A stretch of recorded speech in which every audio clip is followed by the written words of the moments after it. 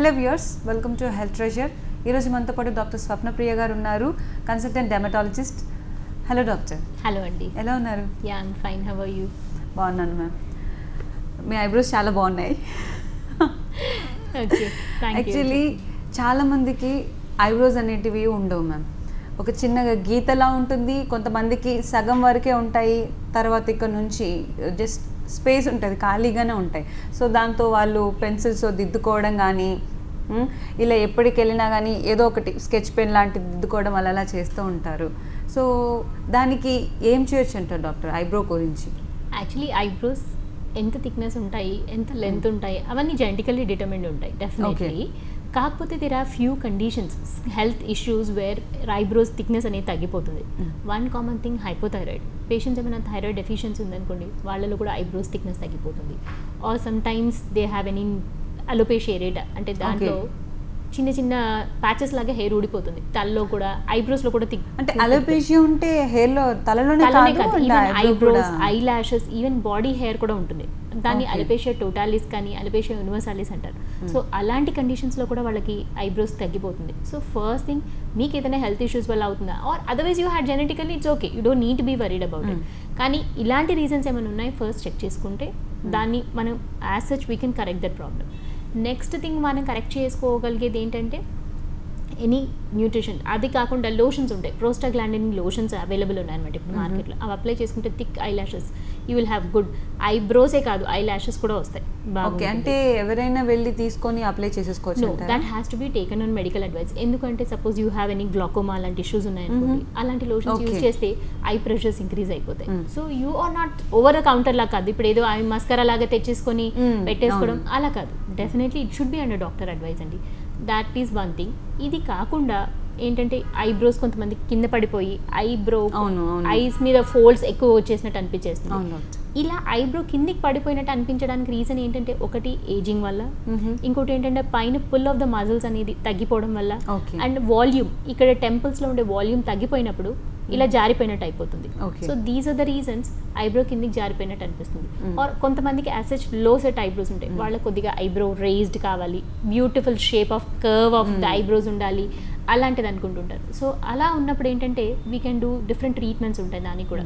Main thing, they are very simple procedures, non invasive, pain ఏమి ఉండదు. So you don't need to be worried, but you can achieve your desire of having beautiful curved shape eyebrows అనమాట. ఇంకోటి ఏంటంటే, ఇప్పుడు beautiful curved eyebrows కావాలనుకుంటాం. So అలాంటి beautiful curved eyebrows రావడానికి కూడా we have some non invasive simple treatments ఉంటాయండి.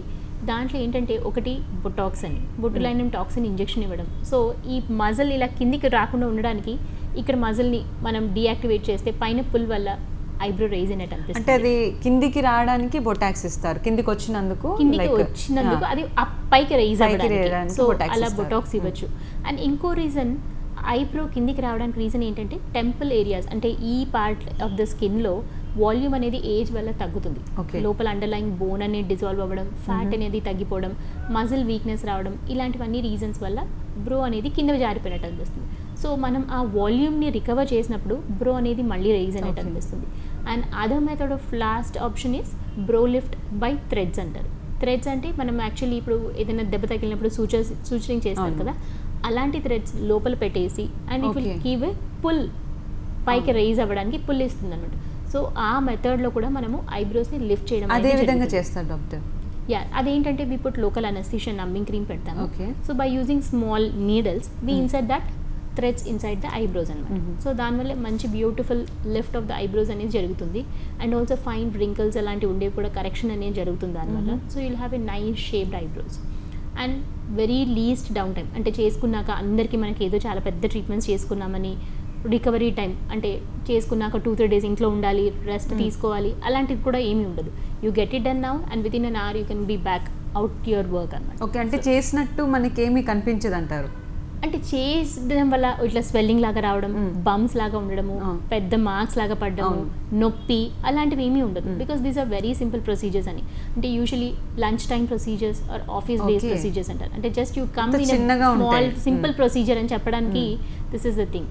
And next thing, thickness of the eyebrows. ఇప్పుడు పల్చగా ఉన్నాయి, బాగా థిక్గా కనిపించాలి అని. Now the new technique which is much into the trend in market ఏంటంటే మైక్రో బ్లేడింగ్ టెక్నిక్ అండి. మైక్రో బ్లేడింగ్ అంటే పర్టికులర్లీ ఎక్స్ట్రాగా మీ షేప్ పర్ఫెక్ట్గా ఎక్కడ కావాలి మీకు రేజ్డ్ అపియరెన్స్ అండ్ థిక్నెస్ ఎంత కావాలి అలాంటివన్నీ పేషెంట్ ఫీడ్బ్యాక్ తీసుకొని దాన్ని బట్టి we plan the shape of the eyebrow and దాంట్లో ఏంటంటే we give a micro pigmentation అనమాట. అంటే డాక్టర్ గారు పుట్టుకతోనే చెవిటి వాళ్ళుగా పుట్టినా కానీ మామూలుగా మళ్ళీ ట్రీట్మెంట్తో వాళ్ళకి వినిపించవచ్చు అంటారు. 100% వెరీ సక్సెస్ఫుల్. ఇది ఆల్మోస్ట్ యూరోప్లో 20 years నుంచి చేస్తున్నారు.